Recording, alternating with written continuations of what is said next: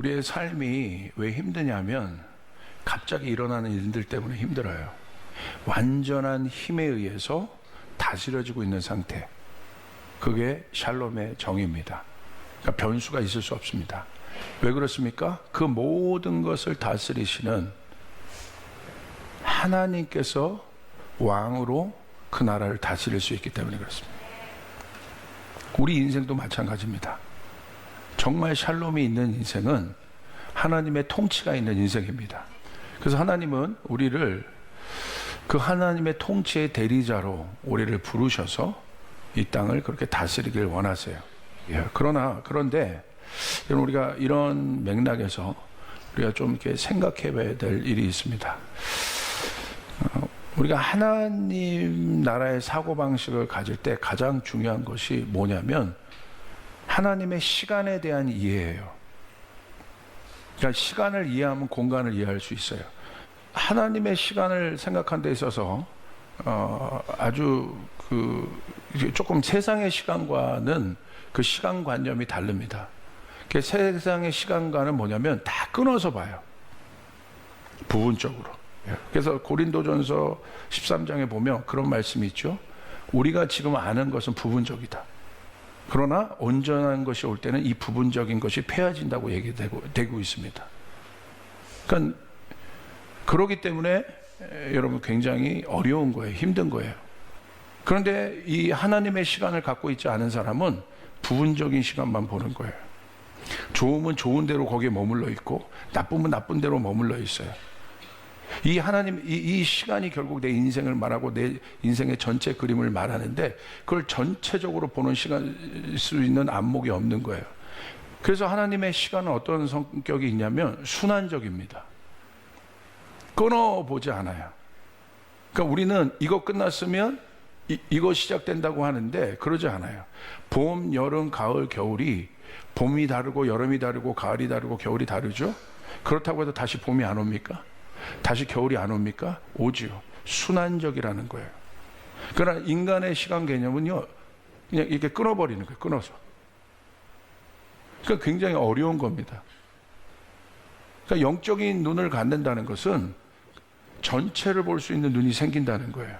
완전한 시간, 하나님 나라가 오기 전까지는 우리는 뭘 깨닫고 있어야 되냐면 순환한다는 거예요. 계절이 순환한다. 생명이 순환한다는 거예요. 여러분 이게 굉장히 중요합니다. 그래서 인간은 자고하면 안 돼요. 내가 지금 이렇게 돌파되고 잘 됐다. 성경에 뭐라고 얘기하고 있어요? 선줄 네가 생각하느냐? 넘어질 걸 조심해라. 근데 우리의 눈은 그 찰나에 함몰되어 있단 말이에요. 이게 굉장히 중요한 거예요. 그래서 하나님은 이 일에 대해서 우리 가운데 하나님 나라의 사고방식을 완전히 장착시켜 주길 원하십니다. 그러니까 다시 말하면 땅의 세계관으로 살지 않고 땅의 육의 생각과 혼의 생각으로 살지 않고 완전히 영의 생각으로 우리가 살도록 하나님께서 우리를 그렇게 단련시키고 훈련시키세요. 여러분 내가 신앙이 좋아진다는 것은 상황과 환경과 사람에 휘둘리지 않는 것입니다. 아멘. 그 사람이 영적인 사람이에요. 다른 차원에 있어야 돼요. 여러분 코끼리가 있습니다. 내가 만져본 어떤 예를 들어 눈먼 사람이고 우리 그 이야기를 알잖아요. 만져봐요. 뭐라고 얘기할까요? 이걸 코끼리라고 얘기할까요?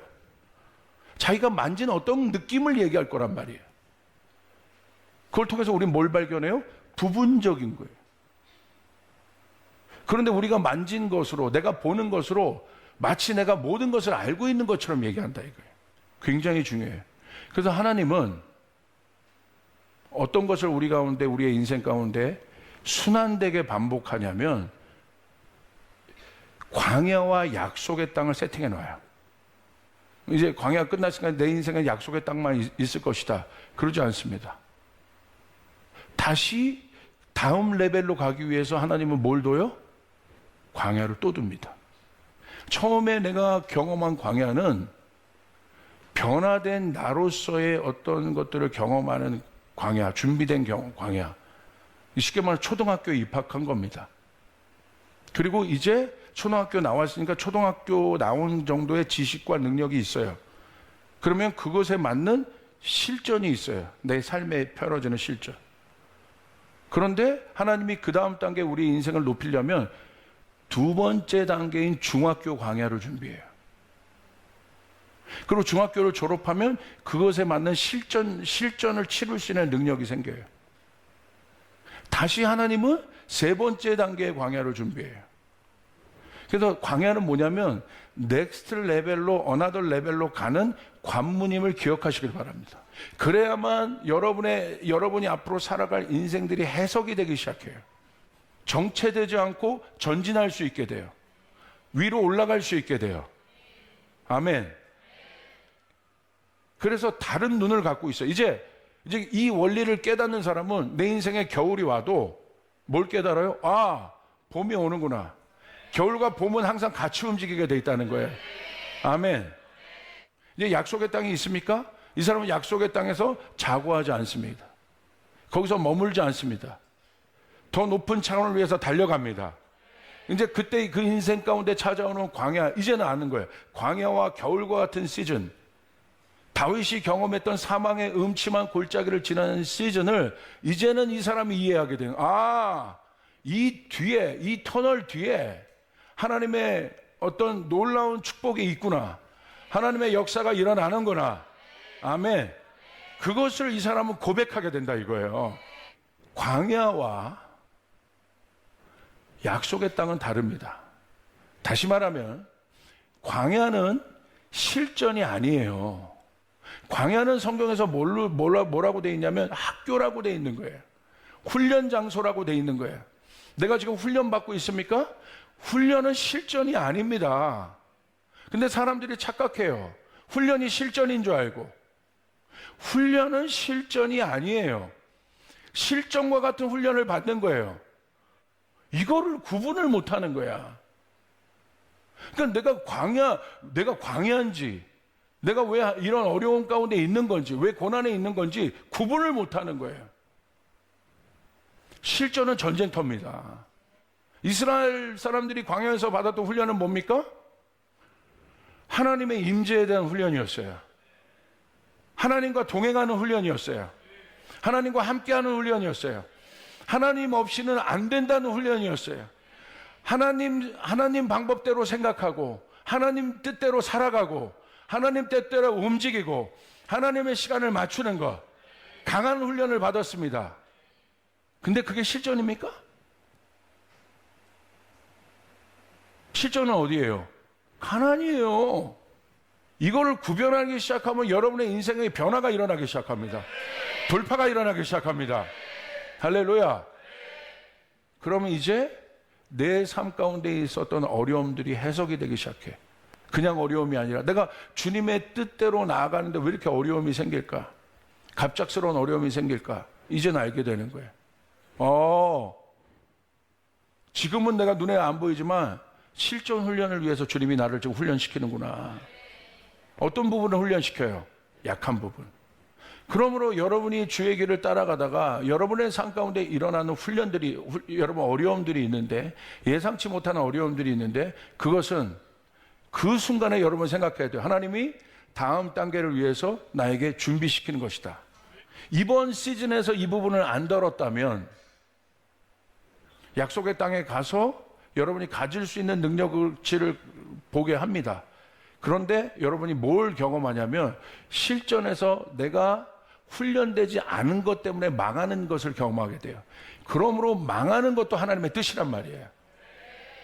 그러면 다음 단계에 이 사람은 어려움이 옵니다. 그럼 이제 눈치채는 거야. 내가 그때는 이 부분, 내 연약한 부분을 스킵하고 넘어갔는데 반드시 이거는 해결하지 않으면 안 되는 거구나. 이건 반드시 내가 해결해야 되는 일이구나. 그래서 해결하고 넘어가는 겁니다. 그러면 그 사람에게 더 어마어마한 레벨의 영역이 풀리기 시작합니다. 다스리는 통치의 권세가 달라지기 시작해요. 처음엔 내가 10골 정도를 다스리는 사람이었다면 요것을 통과한 사람은 59골을 하나님께서 맡기는 거예요. 어마어마한 돌파와 고난을 함께 해주신단 말이에요. 그러나 거기서 끝나지 않습니다. 순환되는 거예요. 어려움이 있기 때문에 어려움이 있습니까? 여러분, 믿는 사람들은 낙심하면 안 됩니다. 아멘. 하나님이 나를 준비시키는 거란 말입니다. 할렐루야. 근데 광야에서 어떤 훈련을 받냐? 당황하지 않는 훈련을 받아야 돼. 실전에 가면 당황할 일들이 많아요. 자, 여리고성을 무너뜨렸습니다. 그 다음에 아이성이 무너져. 아이성에서 실수해. 예상치 못한 변수가 여호수아 가운데 일어나. 당황하지 않아요. 당황했지만 다시 하나님의 방법으로 돌아갑니다. 그 말은 무슨 말이에요? 여호수아가 제대로 훈련받았다는 거예요. 이런 사람이 바깥으로 나가야 돼. 이스라엘 백성들 보세요. 흔들려요. 민수기 20장 3절부터 5절. 우리 한번 같이 한번 읽어볼까요? 시작. 백성이 모세와 다투어 말하여 이르되 우리 형제들이 여호와 앞에서 죽을 때 우리도 죽었더라면 좋을 뻔하였도다. 너희가 어찌하여 여호와의 회중을 이 광야로 인도하여 우리와 우리 짐승이 다 여기서 죽게 하느냐. 너희가 어찌하여 우리를 애굽에서 나오게 하여 이 나쁜 곳으로 인도하였느냐. 이곳에는 파종할 곳이 없고 무화과도 없고 포도도 없고 석류도 없고 마실 물도 없도다. 이 종의 마인드가 아직까지도 깨지지 않은 거야. 지금 이들을 광야로 불러내신 분이 누굽니까? 하나님이잖아요. 홍해를 가르신 분이 누굽니까? 하나님이잖아. 만나와 메추라기를 먹여주시는 분 누굽니까? 하나님이잖아요. 그 하나님이 좋으신 분이잖아요. 아버지시잖아요. 떼약볕을 가려주시는 분이 누구십니까? 하나님이잖아요. 추위를 안 타게 불기둥을 주시는 분이 누구입니까? 하나님이에요. 할렐루야. 여러분 믿습니까? 그런데 물이 없대. 목말라, 어려워, 힘들어. 그러니까 다시 어느 사고방식으로 가요? 애굽의 사고방식. 다시 요걸로. 하나님이 없는 거예요. 잊어버리는 거야. 자, 이들이 가나안 땅으로 못 들어갑니다. 왜? 들어갔으면요 처참히 깨졌을 거예요. 왜 예수님에게 하늘의 능력이 임했습니까? 빌립보서 2장에 그렇게 기록되어 있잖아요. 그는 하나님과 동등된 분이셨지만 그 모든 것을 갖고 움직이고 하실 수 있는 분이지만 그분이 스스로 낮아졌기 때문에. 그러니까 예수님에게 그게 풀리는 거예요. 내 자아가 깨질수록 하늘의 영향력은 커집니다. 아멘. 아멘. 내 거지 같은 땅의 사고방식을 내려놓을수록 하늘의 경영의 능력이 임하게 되는 거예요. 지혜가 임하게 되는 거예요. 오늘 이스라엘 백성들 보세요. 물 없다고 바로 불평하잖아요. 3절. 모세와 다투어 말하여 이르되 우리도 죽었더라면 좋을 뻔하였다. 모세와 다퉜다는 거, 모세는 하나님의 대리자예요. 하나님과 다투고 있는 거예요. 질서 다 깨진 겁니다. 그 마음 안에 흑암이 자리 잡고 있고 악한 영이 자리 잡고 있는 겁니다. 그 다음에 여기 보세요. 4절 5절 보세요. 이렇게 고백합니다. 다 여기서 죽게 하느냐? 5절. 우리를 애굽에서 나오게 하여 이 나쁜 곳으로 인도하였느냐? 무슨 말입니까? 이제 이 단계까지는 그래도 유예 기간이 있습니다. 이 단계는 어떤 단계냐? 원망의 단계입니다. 왜? 자기가 지금 어려웠죠. 누구를 찾는 거예요? 희생양을 찾는 거예요. 그걸 누구에게 지금 돌리고 있습니까? 모세에게 돌리고 있습니다. 희생양을 왜 찾을까요? 원망은 뭔지 아세요? 여러분 잘 정리해 두세요. 원망은요, 고차원적인 자기의입니다. 원망이 고차원의 자기의인 거예요. 왜 그렇습니까? 누가 원망해요? 원망한 사람들 말을 들어보세요. 자기는 잘못한 게 아무것도 없어. 쟤 때문에 그렇다는 거야. 이 어려운 거 쟤 때문에, 저 지도자 때문에, 누구 때문에, 얘 때문에. 그럼 나는 뭐야? 자기의가 그런 거예요. 그게 종교입니다. 종교 보세요. 항상 희생양을 찾아요. 종교의 특징은 뭐예요? 정의는 나는 옳고 너는 틀리다. 그러니까 예수님을 희생양으로 잡지요. 영향을 줍니다. 흘러가요. 영적인 거예요. 원망의 단계 가면 하나님이 개입하기 시작합니다. 왜? 흘러가니까. 영향을 주니까. 아까는 자기에게만 이렇게 맞춰져 있었는데 그건 아주 유예기간이 있는 거예요. 그러나 원망의 단계 이미 움직이고 있다는 거예요. 영이. 여러분 보세요. 뭐라고 되어 있습니까? 5절. 구체적으로 나옵니다. 우리를 애굽에서 나오게 하여 이 나쁜 곳으로 인도하였느냐? 이곳에는 파종할 곳이 없고 목록을 건드려요. 예전에는 그냥 추상적으로 원망이 있었는데 이 원망이 구체화되기 시작해요. 가만히 보니까 없네? 선동되기 시작하는 거예요. 두 번째, 무화과도 없고. 그럼 광야에 무화과가 있나? 포도도 없고 석류도 없고 마실 물도 없다. 하나님이 광야에서 이스라엘 백성들에게 가장 근본적인 것을 다루는데 그건 바로 뭐냐면 물에 대한 문제입니다. 물은 성경에 보면 영적인 영적인 표현들입니다. 우리의 인생이 예수를 만나기 전에는 광야 같은 목마른 인생이에요. 근데 예수님이 생수의 강이 되셔서 우리 가운데 오셨습니다. 할렐루야. 그래서 예수님 말씀하셨어요. 내가 주는 물을 마시면 영원히 네가 목마르지 않겠다. 그런데 여러분, 모세가요, 이 상황 앞에서 실수를 해요. 어떤 실수를 하냐면 모세 같은 사람도 실수를 해요. 이 엄청난 훈련을 받고 결정적인 타이밍에서 실수를 합니다. 근데 이 실수 때문에 모세가 여러분 가나안에 못 들어갑니다. 그 실수는 무엇입니까? 하나님의 뜻대로 하지 않아요. 자, 모세의 실수는 뭐냐면 목마르다고 찾아왔어요. 반석을 반석에서 물을 내게 하는 것이었어요. 원래 이스라엘 백성은요, 출애굽기 17장 6절에 보면 이런 말씀이 있습니다. 내가 호렙산에 있는 그 반석 위 거기서 내 앞에 서리니 너는 그 반석을 치라. 그것에서 물이 나오리니 백성이 마시리라. 원래 이 반석은 뭐를 의미하냐면 하나님을 의미합니다. 히브리어 추르라고 하는데 하나님을 의미해요. 그래서 예수 그리스도가 우리의 반석이 되시고 하나님은 우리의 반석이 되시고 반석 위에 집을 지어야 흔들리지 않고 할렐루야. 여러분 믿습니까? 그런데 반석을 쳐서 물을 내라고 합니다. 처음에. 그럼 무슨 말일까요? 하나님이 자기를 치라는 얘기야. 하나님이 자기를 친다는 것은 비유적으로 뭘 말씀하는 거예요? 예수 그리스도를 말씀하시는 거예요. 예수 그리스도는 하나님이 자신을 치신 거예요. 그래서 우리 가운데 생수의 강을 공급하신 것입니다. 아멘. 맞습니까? 한 번의 그 사건으로 우리는 다 생수의 강을 마시게 됐음을 여러분 믿으시길 바랍니다. 아멘. 이제는 두 번째 단계입니다. 또 반석을 치지 않아요. 두 번째 단계는 어떻게 하라고 하는 것입니까? 예수님 오셔서 말로 하시는 거예요. 이제 두 번째, 다른 단계로 들어가는 거예요. 우리가 다른 단계의 영적인 공급을 받게 되는 것입니다. 모세를 통하여 그거 말씀하시는 거예요. 그런데 어떻게 했습니까? 모세가 열받은 거예요. 막 순간적으로 셀프 컨트롤이 안 된 거야. 이게. 그러니까 막 분을 냅니다. 10절에 보면 물을 내려. 그래서 11절에 모세가 그의 손을 들어 갑자기 그의 지팡이로 반석을 두 번 치니 분명히 하나님이 말로 하라고 했는데 근데 하나님이요 이 사건을 보시고 12절에 우리 이 12절을 같이 읽읍시다. 시작. 여호와께서 모세와 아론에게 이르시되 너희가 나를 믿지 아니하고 이스라엘 자손의 목전에서 내 거룩함을 나타내지 아니한 고로 너희는 이 회중을 내가 그들에게 준 땅으로 인도하여 들이지 못하리라 하시니라. 하나님이요 이스라엘 백성도 하나님의 그 부재함 가운데 범죄를 저질렀잖아요.